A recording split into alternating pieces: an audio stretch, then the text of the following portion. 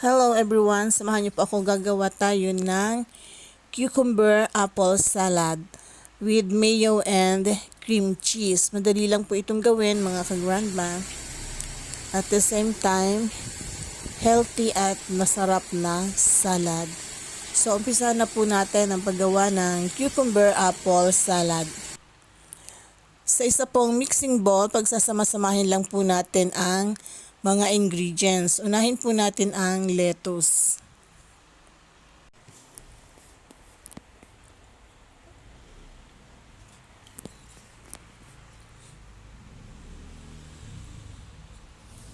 And then, isusunod po natin ang cucumber. In-slice ko po ang cucumber into bite size. Tinanggalan ko din po ito ng mga buto.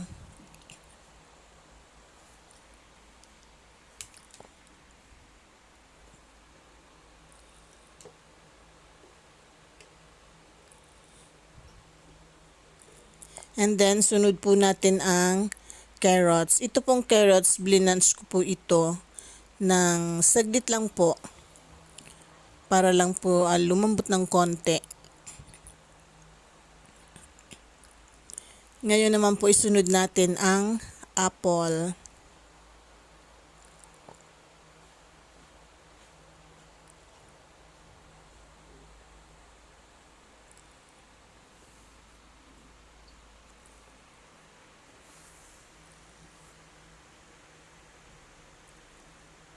Hindi ko na po binalatan ang apple. In-slice ko na lang po siya ng bite size. Maglalagay din po tayo ng onion. Red onion po ang aking ginamit. And ground black pepper. At saka asin.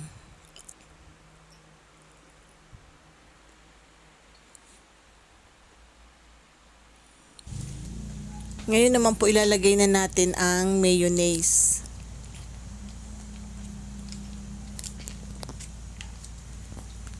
Medyo maliit po itong aking nilagay na mayonnaise, kaya po magdadagdag po tayo ng mayonnaise.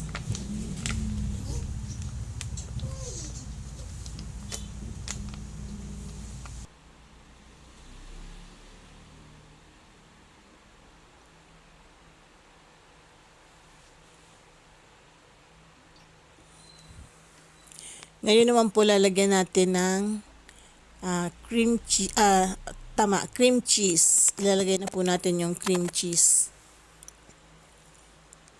Kalahati lang po nung isang bar na cream cheese.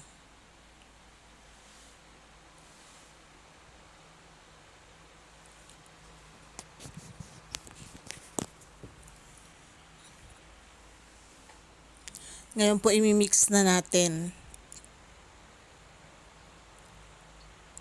Mix po natin hanggang sa mag-combine lahat ng ingredients.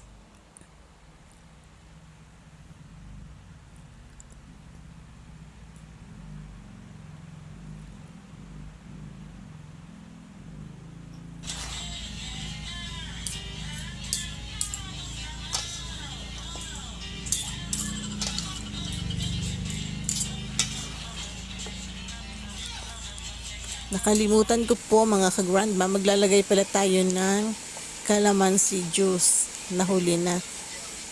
Hindi ko po naalala agad. And olive oil.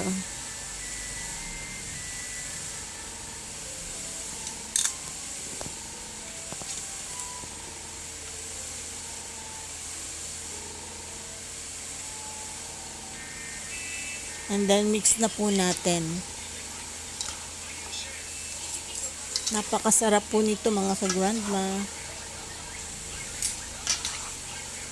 And healthy salad. So maglalagay po tayo sa plate. Magpi-plating po tayo. And then maglagay po tayo ng gagarnish po natin ng black sesame. Yan, o diba? So yummy. Ito na po yung ating cucumber apple salad. So, ito na po yung ating cucumber apple salad.